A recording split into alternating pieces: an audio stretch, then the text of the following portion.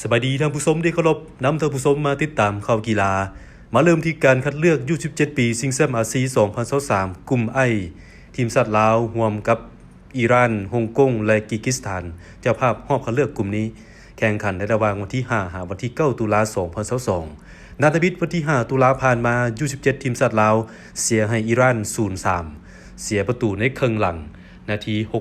67-82และระยะต่อเวลาบาดเจ็บ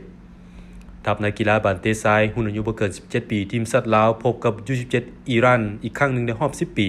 ภายหลังทั้ง2ทีมเคยพบกันครั้งล่าสุดในรอบสุดท้ายปี2012ที่อิหร่านเป็นเจ้าภาพ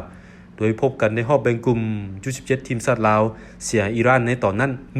1-3สำหรับนัดที่2ของทีมชาติลาวU17จะพบกับฮ่องกงวันที่7ตุลาเวลา 16:00 นตามเวลาในประเทศลาวและนัดที่3นัดสุดท้ายของกลุ่มU17ทีมชาติลาวจะพบกับเจ้าภาพกิร์กิสถานวันที่9ตุลาเวลา 20:30 ทุกนัดแข่งที่สนามโดลอนโอมูชาคอฟในนครหลวงบิสเคก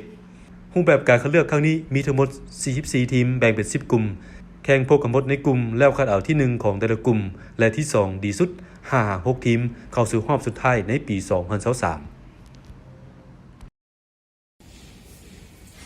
ท่านสามารถที่ตามชมข่าวกีฬาผ่านทางคุณภาพแห่งชาติลาว21และ23ข่าวภาคเช้า 6:45 หา 7:00 นข่าวภาคเที่ยง 12:00 นหา 12:30 และข่าวภาคค่ำ 19:25 หา 19:35 หรือจะรับชมย้อนหลังได้ผ่านช่องทาง Facebook ข่าวกีฬา Lào National TV หรือจะรับชมทาง YouTube Lào National TV Sport News และได้ที่เว็บไซต์ www.laonationaltvsport.org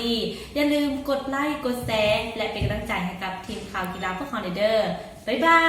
ย